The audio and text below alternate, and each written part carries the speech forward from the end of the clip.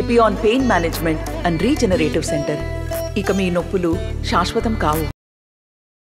Amalapuram parliament అభ్యర్థి గంటి హరీష్ మాధవ్ గారు ఉన్నారు. దాని ప్రచారం ఏ విధంగా సాగుతుంది, అమలాపురం పరిధిలో ఉన్నటువంటి 7 నియోజకవర్గాల్లో తన ఆదరణ ఏ విధంగా తెలుసుకునే ప్రయత్నం చేద్దాం. సార్ చెప్పండి, ఈ యొక్క మీరు పార్లమెంట్ అభ్యర్థిగా రెండోసారి బరిలో ఉన్నారు. ఎలా ఉంది స్పందన? 7 నియోజకవర్గం మీ పర్యటన ఎలా ఉందండి? అద్భుతంగా ఉందండి. ఎక్కడికి వెళ్ళినా కూడా ప్రజలైతే ఒకటే తెలియజేసుకున్నారు, రేపన్నాడు మేము ఉమ్మడి అభ్యర్థులకే మేము సహకరిస్తామని కూడా మేము గెలిపించుకుంటామని వాళ్ళే తెలియజేసుకున్నారు. ఎందుకంటే వాళ్ళు ఒకటే మాట అంటున్నారు, ఈ 5 సంవత్సరాలు ఈ వైసీపీ ప్రభుత్వం చేసిందేంటి, వీళ్ళు ఓన్లీ మాటలు మాట్లాడారు కానీ ఈ 5 సంవత్సరాలు కూడా ఎక్కడ కూడా ప్రజల్ని ఆదుకునే పరిస్థితి లేదు. దీనివల్లే ఈరోజు ప్రజలు కూడా ఒకే మాట తెలియజేసుకున్నారు, ఆనాడు ఈ 5 సంవత్సరాలు మాకు ఎక్కడ కూడా అభివృద్ధి జరగలేదు. వీళ్ళు మాట్లాడతారు సంక్షేమం ఇచ్చానని, కానీ ఎక్కడ కూడా ప్రజలు కూడా మాకు ఏం వచ్చిందని కూడా వాళ్ళు తెలియచేయలేని పరిస్థితి. లేకపోతే వాళ్ళు స్థానికంగా ఉన్న సమస్యల గురించి ఈ 5 సంవత్సరాలు ఎవరు పట్టించుకోలేని పరిస్థితి. అన్నీ ఏంటంటే మీడియా పరంగా వాళ్ళు మాట్లాడతారు కానీ ఎక్కడ కూడా స్థానికంగా ఉంటే చూస్తే కూడా ఎక్కడ కూడా ప్రజల సమస్యల గురించి ఎక్కడ కూడా ఈ 5 సంవత్సరాలు పని చేయలేని పరిస్థితి. ప్రజలు ఒకటే మాట మీద ఉన్నారు, రేపన్నాడు ఉమ్మడి అభ్యర్థులుగా మీరు నిలబడ్డారు, మీ అందరికీ మా పూర్తి సహకారం ఉంటుంది, రేపన్నాడు మా గ్రామంలో ఉన్న సమస్యలు అన్నింటినీ కూడా మీరు పరిష్కరిస్తారని చెప్పి ప్రజలే తెలియజేసుకుంటున్నారు. ప్రజలు అడుగుతున్నారు, మేము వారికి ఒకే మాట ఇచ్చాం, రేపన్నాడు అధికారంకి వచ్చిన తర్వాత మీ గ్రామ అభివృద్ధి అయినా లేకపోతే పార్లమెంట్ అభివృద్ధి అయినా లేకపోతే మీరన్న ఇక్కడ స్థానికంగా ఉన్న సమస్యలన్న అన్నిటికీ కూడా మేము పరిష్కారం మేము చూపిస్తామని కూడా తెలియజేసుకున్నాం. ఇటీవల ఆర్టీవీ ఒక గ్రౌండ్ రిపోర్ట్ కూడా ఇచ్చిందంటే ఆర్టీవీ స్టడీలో ప్రధానంగా ఉమ్మడి ప్రభుత్వం ఏర్పాటు చేయబోతుంది, అలాగే గంటి హరీష్ మాధవ్ అమలాపురం గెలబోతున్నారని ఆర్టీవీ స్టడీలో ఇవ్వడం జరిగింది. దానిపై మీ స్పందన, గ్రౌండ్ రియాలిటీ ఎలా ఉందండి? అంటే దాని మీద ఏముందండి, ఖచ్చితంగా ప్రజలైతే నేనే చెప్తున్నాను కదా, ప్రజలు ఒకే మాట తెలియజేసుకున్నారు. రేపన్నాడు ఇప్పుడు మీరు చూసిన నేనైతే మాత్రం ఒకటే తెలియజేసుకుంటా, నేను ఈ 5 సంవత్సరాలు ఇక్కడే మొన్న 2019లో 37,000 మెజారిటీతో వైసీపీ క్యాండిడేట్ గెలవడం జరిగింది. అప్పటి నుంచి ఈ 5 సంవత్సరాలు ఇక్కడే స్థానికంగా ఉండి ఇక్కడ ప్రజల సమస్యల గురించి పోరాడుతూ ఇక్కడే నిలబడ్డా.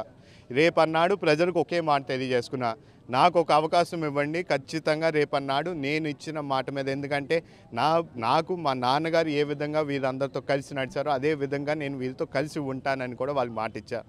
రేపన్నాడు ఇక్కడ పార్లమెంట్ పరిధిలోని ఉన్న రైల్వే లైన్ అయినా సరే ఇవన్నీ కూడా తీసుకొచ్చే బాధ్యత నేను తీసుకుంటానని కూడా ప్రజలు తెలియజేసుకున్నా.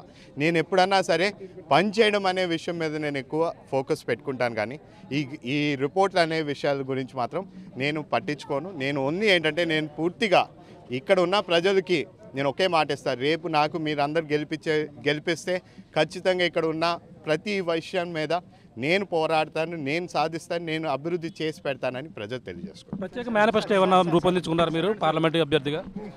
ప్రత్యేక మేనిఫెస్టో ఒకటైతే ఉమ్మడి మేనిఫెస్టోకి కట్టుబడి ఉంటూ రేపన్నాడు ఇక్కడ పార్లమెంట్ పరిధిలోని ఇప్పుడు దాకా ఆనాడు 2002లోని నాన్నగారు ఉన్న టైంలో అప్పుడు నాన్నగారు చనిపోయిన తర్వాత ఈ రైల్వే లైన్ అనేది శంకుస్థాపన జరిగింది, కానీ ఇప్పుడు దాకా అది పూర్తి అవ్వలే. నేను ప్రజలకి ఒకటే మాట ఇచ్చా, రేపన్నాడు ఆ రైల్వే లైన్ నేను ఖచ్చితంగా పూర్తి చేస్తాను. ఎందుకంటే దీనివల్ల మనకున్న మేజర్ క్రాప్ ఏంటంటే మన కోకోనట్కి కూడా ఇంపోర్ట్ ఎక్స్పోర్ట్ ఉపాధి కలుగుతుంది. లేకపోతే ఇక్కడ ఉన్న యువత రేపన్నాడు బయట ఊరికి వెళ్ళి పని చేసుకోవాలంటే కూడా వాళ్ళకి రోడ్డు కాకుండా ఈరోజు ఒక రైలు కూడా మార్గం ఉంటుంది. రేపన్నాడు మనకి టూరిజం మీద ప్రమోట్ చేయడానికి కూడా రైల్వే లైన్ బాగా ఉపయోగపడుతుంది. ఇలాగా మేము ఓన్లీ ఇదొక్క విషయాన్నే ప్రజల దగ్గర తీసుకెళ్తాం, దీనివల్ల అనేక విషయాలు కూడా సర్దుబాటు అవుతాయి. అలాగే చాలా 2-3 విషయాలు మేము ప్రజలు కూడా తెచ్చాం. ఈసారి ప్రతి సంవత్సరం ఈ తుఫాన్ల వల్ల చాలా వరకు ఎకరాల ల్యాండ్ కూడా సముద్రంలో కలిసిపోతుంది.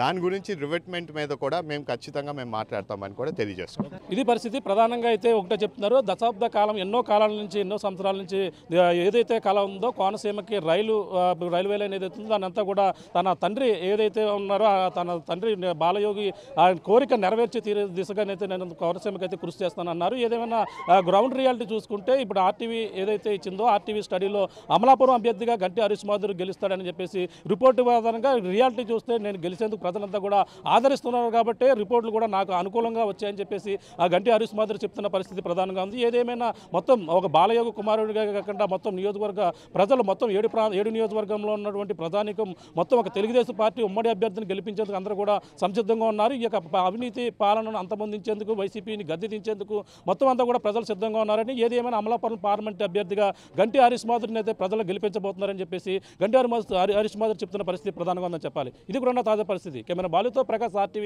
అమలాపురం నుంచి. మరిన్ని వీడియోస్ కోసం ఛానల్ ని సబ్స్క్రైబ్ చేయండి. లేటెస్ట్ అప్డేట్స్ కోసం వాట్సాప్ ఛానల్ ని ఫాలో చేయండి. అండ్ లింక్ డిస్క్రిప్షన్ లో ఉంది.